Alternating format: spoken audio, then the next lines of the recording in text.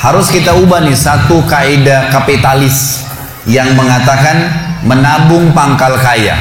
Maaf teman-teman yang suka nabung nih. Bukan saya larang nabung, bukan. Tapi dalam Islam bukan menabung pangkal kaya, tapi sedekah pangkal kaya.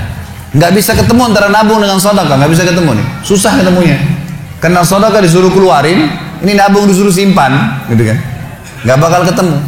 Dalam Islam makin sering kita keluarkan di jalan Allah, makin terbuka tuh rezekinya. Ya, ini dalilnya banyak. Di antaranya hadis Bukhari, hadis Qudsi, di mana Allah Subhanahu wa taala berfirman, kata Nabi SAW, Allah berfirman, "Ya bna Adam, anfik alaih." Wahai anak Adam, berinfak dulu di jalanku, aku baru berinfak padamu. Sedekahin dulu, baru aku kasih kamu. Jadi ini kata kuncinya, makin sering keluarkan maka makin bagus. Makin bagus yang kita kasih, ya, makin sempurna balasan dari Allah. Coba renungi perkataan Urwah bin Zubair rahimahullah, seorang ulama tabi'in yang masyhur. Urwah bin Zubair ini ayahnya namanya Zubair bin Awam, salah satu sahabat ya, dari 10 orang yang jamin masuk surga. Anaknya namanya Urwah, ulama besar gitu kan, dari tabi'in. Urwah mengatakan, janganlah seseorang di antara kalian memberikan untuk Allah, keluarkan di jalan Allah sedekah, sesuatu yang dia malu kalau dia berikan kepada pemimpin satu kaum. Begini maksudnya. Saya ingin tanya teman-teman, coba renungin dan jujur jawabnya ya. Kalau seandainya Anda tiba-tiba diundang oleh, saya nggak tahu nih, di Bali ini apa? Wali kota ya? Diundang oleh wali kota. Baik, bapak ini atau ibu ini diundang ke wali kota, ditelepon khusus, datang ya ke kantor saya besok, dan tolong beliin saya buah. Pesan beli buah. Kira-kira teman-teman sekalian, pada saat wali kota pesan buah dari Anda ini, beli buahnya di mana? Di pasar kaki 5 kan? Emperan jalan?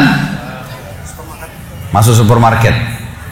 Cari buah yang biasa-biasa saja tuh, buah yang paling bagus. Kalau ada sedikit rusak, kulitnya tercoret atau mungkin terkelupas, dimasukin nggak? Setelah kita beli buah-buah yang paling bagus, yang paling mahal, ditaruh di kresek atau cari alat yang taruh tempat yang lain. Cari keranjang, pakai plastik, pakai kartu nama, luar biasa. Kenapa? Karena wali kota yang pesan. Coba teman-teman sekalian, kalau ibu Anda yang pesan, bapak yang pesan, nah beliin ayah, beliin ibu jeruk ya, buah. Beli di mana kira-kira? Di kaki 5. Kemudian penjualnya bilang, ini ada rusak sedikit, nggak apa-apa, masukin aja. Pakai kresek tua ini, bekas ikan, udah nggak apa-apa. Ini yang Urwah rahimahullah berkata, janganlah seseorang di antara kalian ya memberikan untuk Allah di jalan Allah. Orang tua kita tuh kalau bakti luar biasa pahalanya kan gitu. Yang kalian malu kalau kalian berikan kepada pemimpin satu kaum. Mestinya ibu ayah kita tuh dibuatin kayak tadi tuh, malah lebih hebat daripada itu. Pilihin buah yang paling bagus, dikemas yang paling bagus dan seterusnya. Mestinya begitu. Tapi seperti itulah manusia, karena tidak paham teman-teman sekalian. Sesuatu yang dikeluarkan di jalan Allah akan mendatangkan respon rezeki yang banyak. Ini satu hal yang harus digarisbawahi, dan akan saya bacakan banyak sekali dalil berhubungan dengan masalah itu, di mana Allah Subhanahu wa taala menyuruh kita keluarkan. Ingat, makin baik kita berikan, makin baik juga respon dari Allah Subhanahu wa taala. Coba teman-teman muhasabah nih. Kalau celengan masjid lagi lewat dan Anda punya 1000 baru 1000 tua, yang mana ditaruh? 1000 tua. Kenapa 1000 tua yang ditaruh? Karena belum tahu nih, kalau saya berikan di jalan Allah, ini akan datang responnya. 1000 baru yang kita beli air mineral di luar sana, ini pemahaman yang salah. Ini yang kita mau lurusin malam ini nih. Mestinya teman-teman sekalian cari uang yang baru dikasih ke jalan Allah, yang tua dipakai belanja. Mestinya begitu. Karena makin baik kita berikan, maka makin baik responnya. Gitu kan? Makanya kata para ulama, siapa yang memberikan sesuatu yang baik pada Allah di jalan Allah, Allah akan balas dia dengan kebaikan. Saya akan angkat sebuah kisah teman-teman sekalian. Kisah seorang ulama tabi'in bernama Rabi' ibn Haytham rahimahullah. Rabi' ibn Haytham ini ulama yang sangat terkenal dengan kesolehannya, luar biasa kesolehannya orang ini. Jadi dia di akhir hidupnya, Rabi' ibn Haytham ini muridnya Abdullah bin Umar, muridnya Abu Musa al-Asy'ari, sahabat-sahabat yang mulia. Ini murid langsungnya, ulama tabi'in yang terkenal, Rabi' ibn Haytham. Rabi bin Haytham di akhir hidupnya sempat stroke setengah badan. Datanglah 2 orang muridnya bertamu ke rumahnya, dan ini termasuk adab yang baik. Kalau teman-teman mendapatkan seorang alim ulama dan memang dia bersedia bisa didatangin, kunjungin, minta nasihat, atau ketemu minta nasihat, atau ada di pengajiannya lah. Mereka datang mengatakan, begitu masuk kebetulan stroke setengah badan, bagian kiri tubuhnya stroke ini. Ada 4 kejadian di rumahnya pada saat itu. Yang pertama, pada saat muridnya masuk, muridnya berkata, wahai imam, imam ini kiai, ustadz, wahai imam, apa rahasianya kenapa anda ini bisa mengontrol lisan anda? Tidak seperti ulama-ulama yang lain, masih kadang-kadang ngobrol-ngobrol kosong. Anda ini betul-betul, Rabi bin Haytham terkenal kalau ngomong nasihat, tanya kabar orang, gitu kan, Quran atau zikir, nggak ada yang lain. Ini itu saja 4 tuh dari lisannya, nggak ada yang lain, luar biasa. Kalau bukan nasihat orang, tanya kabarnya orang lain, gitu kan, apa kebutuhan mereka, kemudian berzikir atau baca Quran. Gitu. Ini masuk dalamnya zikir adalah doa. Maka dikatakan apa sih, murid-muridnya bilang apa rahasianya anda melakukan seperti ini? Dan ini saya sempat angkat di khutbah Jumat kita kemarin potongan kisah ini. Maka Rabi bin Haytham mengatakan, wahai murid-muridku, apakah kalian sampai sekarang masih ragu ada Tuhan namanya Allah, dan kalian masih ragu di pundak kanan dan kiri kalian Allah telah letakkan malaikat yang akan mencatat amal baik dan amal buruk kalian, dan pasti demi Allah akan dibacakan dan dihisapkan untuk kalian di sana di akhirat nanti? Artinya saya bisa mengontrol lisan saya karena saya tahu Tuhan saya selalu melihat, dan ada malaikat yang mengawasi, tidak pernah tidur nih 24 jam terus mengawasi, baik dicatat buruk dicatat. Lalu kemudian muridnya mengatakan, baiklah kalau gitu, dapat ilmu. Kejadian pada saat itu teman-teman sekalian yang lain adalah, yang kedua, baru mau ngobrol sama murid-muridnya, tiba-tiba anaknya Rabi bin Haytham keluar dari dapur, masuk ke ruang tamu pamit. Anak laki-lakinya lalu berkata, wahai ayahku, semoga Allah senantiasa menjaga anda. Ibu saya membuatkan untuk anda makanan namanya halwa pada zaman itu. Halwa ini Bapak Ibu sekalian makanan yang mahal. Bahannya susah, bahannya mahal, buatnya susah, lama diadon berjam-jam baru jadi. Dan ini dimakan oleh pejabat-pejabat gitu. Rabi bin Haytham rahimahullah ini punya ciri khas, mereka tidak pernah rewel. Di rumahnya dihidangkan makan apa sama istrinya, dimakan sama dia, baik sekali orangnya. Udahlah dunia dilaluin sama dia begitu saja. Maka anaknya datang dan mengatakan, wahai ayahku, ibuku membuatkan untuk anda halwa, makanan yang mahal bahannya dan juga susah buatnya. Tapi anaknya bilang, ibu saya buat halwa buat anda. Ibu saya berharap anda memakannya, gitu. Lalu kata Rabi bin Haytham, baiklah, keluarkan aja. Dikeluarkanlah makanan tersebut. Lalu halwa ini dipotong-potong karena kue yang bagus dan cukup besar, dinampan besar, dipotong-potong. Baru saja Rabi bin Haytham mau memegang dengan tangan kanannya, karena sebelah kirinya sakit, diambil sebelah kanan, kemudian dia kasih isyarat murid-muridnya untuk ambil juga. Baru mereka mau pegang, tiba-tiba pintu rumahnya ada yang ketuk, diketuk. Dia kasih isyarat anaknya, suruh buka pintu itu. Dibuka pintu itu. Anaknya pergi sana. Waktu dibuka teman-teman sekalian, ini ternyata yang ketuk pintu bukan orang biasa, orang yang luar biasa, orang gila, gitu kan. Jadi bukan orang yang peminta-minta biasa, orang yang luar biasa, orang yang selalu anggap ini udah deh, nggak usah dilayanin, nggak usah diajak ngomong, nggak usah diperhatikan, gitu kan. Orang gila ini ketuk pintu dengan pakaiannya yang lusuh, tidak pakai alas kaki, rambutnya berantakan, kasih isyarat minta makan. Rabi bin Haytham rahimahullah tunjuk anaknya, suruh datang, angkat nih halwa, kasih orang gila itu. Halwa nih makanan yang mewah, kasih orang gila itu. Dibawa sama anaknya. Anaknya ini Rabi bin Haytham waktu bawa piring itu, niatnya ingin memberikan ke orang gila 1 potong, gitu kan. Begitu tiba depan pintu, orang gila lihat makanan enak, walaupun gila tahu juga nih makanan enak, gitu kan. Diambil sama dia piringnya, diambil dimakan semua. Dalam kisahnya dikatakan sampai air liurnya jatuh di situ, dihabisin sama dia. Sudah habis teman-teman sekalian, apa yang terjadi? Orang gila nggak ngerti, dia nggak terima kasih, nggak apa, piringnya dilempar pergi. Anaknya Rabi bin Haytham ini tahu nilainya makanan yang ibunya buat tadi. Diambil piring itu, ditutup pintunya, lalu dia kembali lagi. Kemudian dia bilang sama ayahnya, wahai ayahku, semoga Allah senantiasa menjaga anda. Sebelum saya lanjutkan kisah teman-teman sekalian, saya sarankan juga bahwa teman-teman di sini yang sudah punya anak, biasakan selalu menggunakan doa antara suami istri dengan anak, itu penting sekali. Karena kata Nabi SAW, jangan ucapkan kata-kata doa yang bisa berbau doa buruk buat kalian, diri kalian, keluarga kalian, dan harta kalian. Karena bisa saja malaikat lewat dan mengaminkannya. Ya. Kita harus selalu doa yang baik gitu kan. Jadi Rabi' bin Haitham membiasakan anaknya untuk dilatih berdoa yang baik. Jadi selalu kalau mau minta tolong, nak semoga Allah menjagamu, ambilkan ayah ini.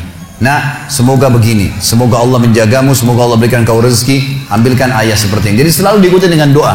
Anaknya pun terbiasa mendoakan ayahnya. Dalam kondisi anaknya jengkel karena perilaku si orang gila tadi, dia kembali dan masih sempat mengatakan, ayah semoga Allah menjaga anda. Tadi itu ayah yang minta-minta orang gila. Dia tidak mengerti nilainya makanan yang kita kasih. Kalau tadi anda suruh saya ke dapur, ngambil apa saja, roti lah, apalah, dia makan juga. Kenapa harus halwa yang ibu saya setengah mati buat, biayanya mahal, buatnya lama, gitu kan? Jadi anaknya butuh jawaban nih. Perhatikan apa jawabannya orang beriman kepada Allah dan tahu benar kata kunci bertambahnya rezeki justru dengan sedekah itu. Kata dia apa? Ya waladi, illam yadri, fallahu yadri. Baru dia baca ayat lan tanalul birra hatta tunfiqu mimma tuhibbun. Wahai anakku, kalau orang gila itu tidak tahu nilainya makanan yang kita kasih, nggak penting buat saya. Karena Allah tahu nilainya. Bukan dianya, tapi Allah tahu nilainya. Dan ingatlah firman Allah, kalian tidak akan mendapatkan, gitu kan? Kalian tidak akan mendapatkan balasan sempurna daripada sedekah kalian sampai kalian menginfakkan apa yang paling kalian cintai. Saya suka halwa itu, tapi disuruh kasih. Teman-teman sekalian, pelajaran luar biasa dari kisah ini. Pernah nggak kita berpikir berikan makan orang gila? Kadang-kadang subhanallah kita lihat orang gila ambil di sampah, kita biarin, nggak mau dilihat. Kalau kita nggak kasih makanan dia, siapa yang akan kasih makan? Dan Allah tetap menilai kita dan sesuai dengan niatnya. Innamal a'malu binniyat. Termasuk saya pernah jelaskan ke jamaah saya di pengajian. Kalau ada orang datang ke masjid kita ini sekarang bawa proposal, teman-teman sekalian, nih proposal saya mau bangun masjid, butuh bantuan 1 miliar, kita nyumbang semua, terkumpul 1 miliar. Sebulan kemudian kita tahu orang itu dusta, rugi kah kita? Tidak rugi sama sekali. Kita akan dapatkan pahala bangun masjid walaupun masjidnya belum dibangun. Karena innamal a'malu binniyat, gitu kan? Allah akan kasih begitu. Siapa yang niat mengerjakan satu perbuatan, niat dalam hatinya, belum dikerjakan dapat 1 pahala. Dikerjakan diberikan pahala 10 kali lipat sampai 700 kali lipat kata Nabi SAW. Jadi jelas sekali, gitu kan? Bagaimana Rabi' bin Haitham mengajarkan kepada kita bersedekah, teman-teman, sampai pada orang gila pun dikasih. Karena Allah akan menilai kebaikan itu. Bagaimana bisa kita tidak lakukan? Maka selesai kisah yang kedua. Kisah yang ketiga adalah muridnya mengatakan, wahai imam, apa nasihat anda? Apa nasihat anda untuk kami dalam masalah ibadah? Tentu yang jadi saksi bahasan tadi orang gila dikasih makan itu ya. Maka dia mengatakan waktu ditanya oleh muridnya apa nasihatnya dalam ibadah? Ibadah kami apa nasihatnya? Sholat, puasa, apa nasihat anda? Maka beliau mengatakan, alaikum bil asrar, rahasiakan amal soleh kalian. Jangan ceritakan sama siapapun. Kerjakan tapi jangan ceritakan. Udah, Allah sudah utuskan ada malaikat yang catat semua kebaikan, tidak dibayar, tidak pernah tidur, lengkap semua data-datanya hari kiamat. Semua dicatat. Rahasiakan amal soleh kalian, jangan ceritakan sama siapapun, jangan buka sama siapapun. Baik. Lalu kejadian terakhir di rumahnya adalah teman-teman sekalian, waktu itu terdengar azan duhur, stroke setengah badan. Lalu Rabi' bin Haitham ini saya sekalian berikan motivasi kepada teman-teman yang masih malas sholat di masjid. Rumah Allah harus didatangi teman-teman sekalian, fadilahnya sangat besar. Kata Nabi SAW, setiap orang ke masjid, setiap langkahnya mengangkat derajatnya 1 langkah, yang 1 langkah mengampuni dosanya. Setiap ke masjid dapat 1 istana di surga, dan pulang dari masjid 1 istana lagi. Hadis sahih semua menjelaskan masalah ini, gitu kan? Belum fadilah sholat berjamaahnya, belum terbangun ukhuwah, belum dan seterusnya. Belum lagi hadis Nabi SAW, siapa yang tidak kehilangan takbiratul ihram pertama imam selama 40 hari, dia akan selamat dari akan diselamatkan dari sifat kemunafikan. Banyak fadilahnya. Rabi' bin Haitham rahimahullah stroke setengah badan teman-teman sekalian.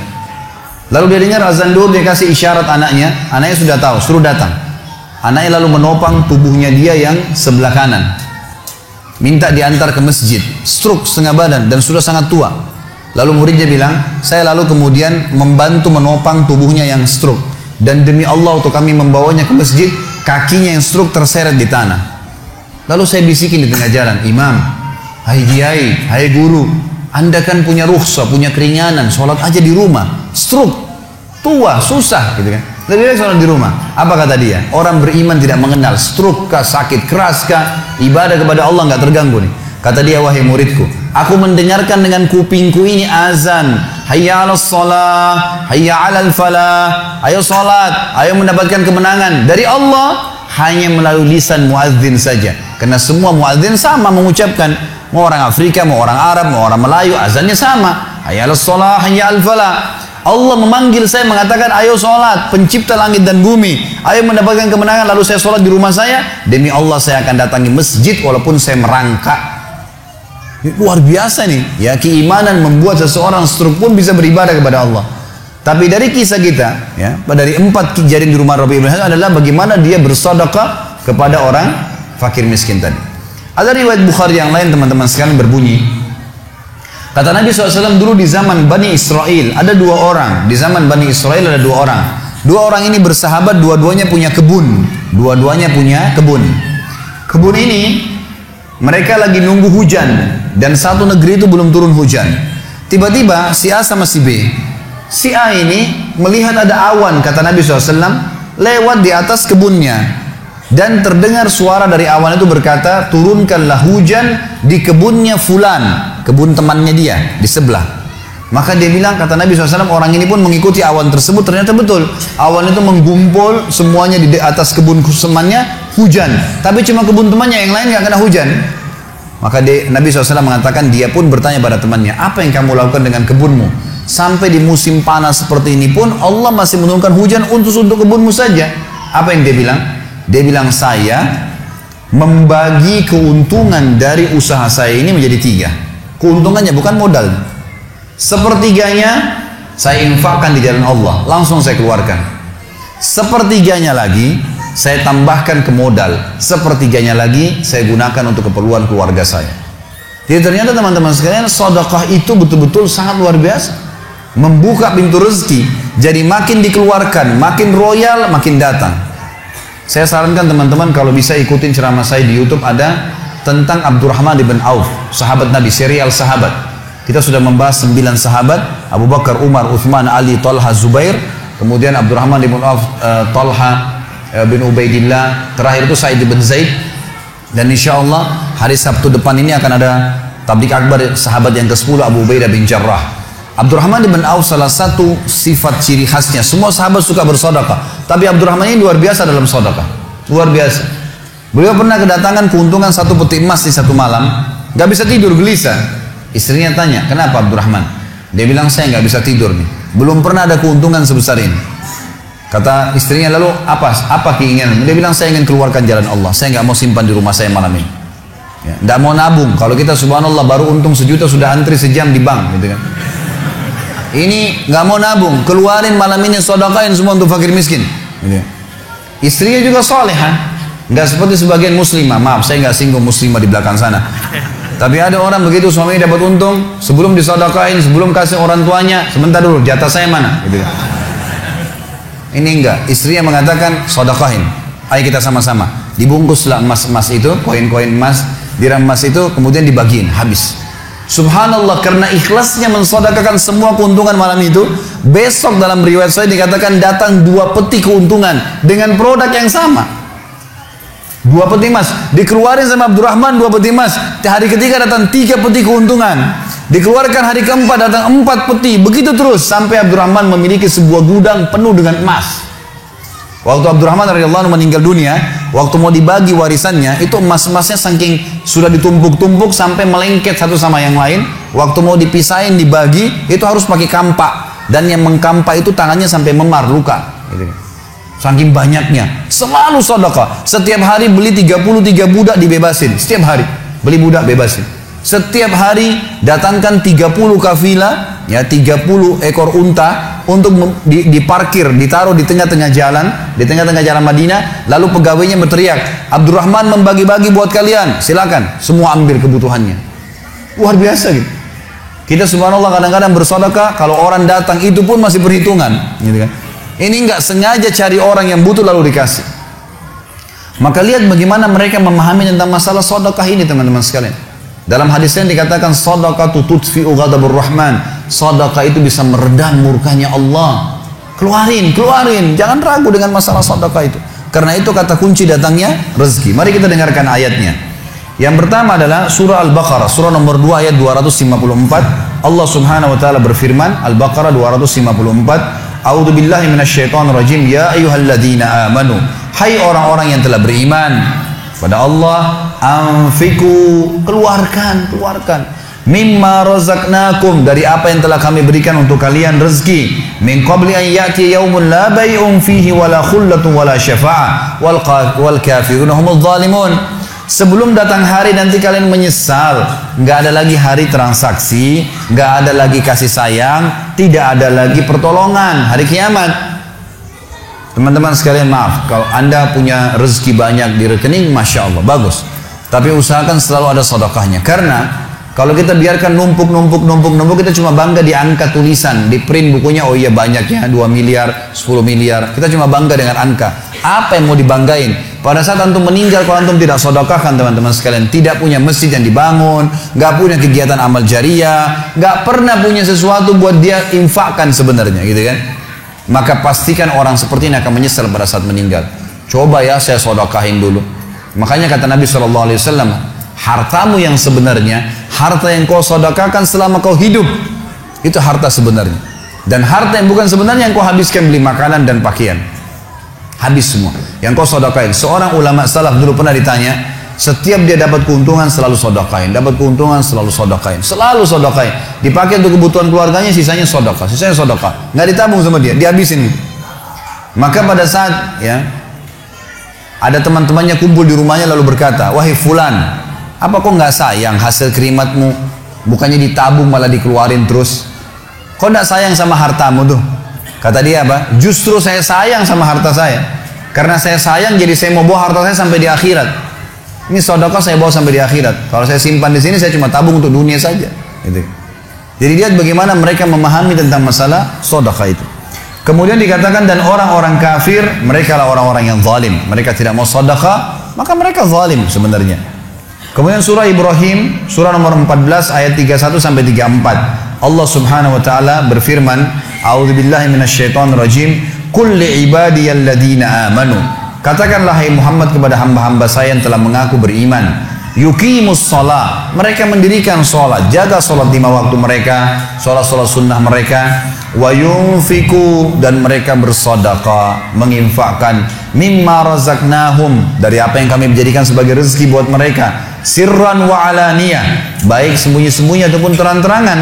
Karena kadang-kadang kalau ada orang minta di pinggir jalan, kita nggak mungkin sembunyikan, tinggal mengontrol supaya tidak riya saja.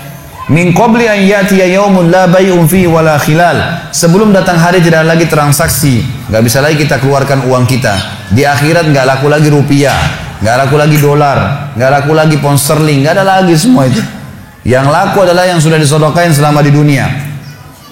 Sebelum datang hari yang tidak ada transaksi dan tidak ada lagi persahabatan. Allahul ladzi khalaqas samawati wal ard, yang menyuruh kalian sholat tadi dan menginfakkan apa yang kalian telah diberikan adalah Allah yang telah menciptakan seluruh langit dan bumi. Wa anzala minas sama'i ma'a, dan telah menurunkan dari langit air. Fa akhraja bihi minas samarati rizqan lakum, lalu dengan air hujan itu dia tumbuhkan buah-buahan sehingga kalian bisa menjadikannya sebagai rezeki kalian, menutupi kebutuhan kalian. Wa sakhkhara lakumul fulka litajriya fil bahri bi amri, yang menyuruh kalian sholat dan berinfak itu adalah Tuhan Allah yang telah menundukkan lautan sehingga bahtera-bahtera kalian bisa meraung di atasnya. Wa sakhkhara lakumul anhar, juga yang telah menundukkan sungai-sungai buat kalian, bisa dilewatin atasnya, bisa diambil ikan-ikan dan seterusnya yang ada di dalam lautan dan sungai itu. Wa sakhkhara lakumus syamsa wal qamara da'ibain, dan juga yang menyuruh kalian sholat dan menginfakkan harta kalian adalah yang telah membuat, yang menundukkan matahari dan bulan yang rutin terus menerus setiap pagi dan malam silih berganti untuk memenuhi kebutuhan kalian. Wa sakhkhara lakumul laila wan nahar, dan menundukkan juga buat kalian malam untuk istirahat dan siang untuk bekerja. Wa atakum min kulli ma sa'altumu, dan juga dia akan memberikan semua apa yang kalian minta kepadanya. Wa in ta'uddu ni'matallahi la tuhsuha, kalau kalian ingin menghitung-hitung nikmat Allah maka kalian tidak akan mampu. Innal insana la zalumun kafar, sesungguhnya manusia itu zalim, kafar, kufur, gitu kan. Dikatakan dalam sebuah hadis, kata Nabi SAW, manusia itu kufur. Kalau dia dikasih, ya, Kalau Allah tidak, Allah tahan rezekinya, maka dia terus menerus berdoa, terus menerus mengeluh, dan pada saat Allah kasih dia pelit untuk tidak keluarkan. Bagaimana bisa dia menganggap punya? Siapa di antara anda yang menganggap apa yang dia miliki sekarang punya dia? Mungkin kita semua mengatakan, oh ini rumah saya, ini mobil saya, ini punya saya, ini baju saya. Itu perkataan kita cuma simbolik di dunia. Buktinya pada saat kita meninggal, dibungkus dengan kain kafan, semewah apapun mobil tidak bakal ikut ke liang lahat, rumah tidak masuk liang lahat, nggak ada ceritanya. Kita masuk semua jadi warisan tuh. Itu buktinya. Lahir tanpa pakaian, masuk kuburan juga dengan satu lembar pakaian. Gitu. Berarti bukan milik kita. Maka kesempatan kita memperbanyak amal sedekah kita, sehingga memang mendapatkan pahala yang besar. Dan sekali lagi bahasan kita, sedekah mendatangkan rezeki yang banyak.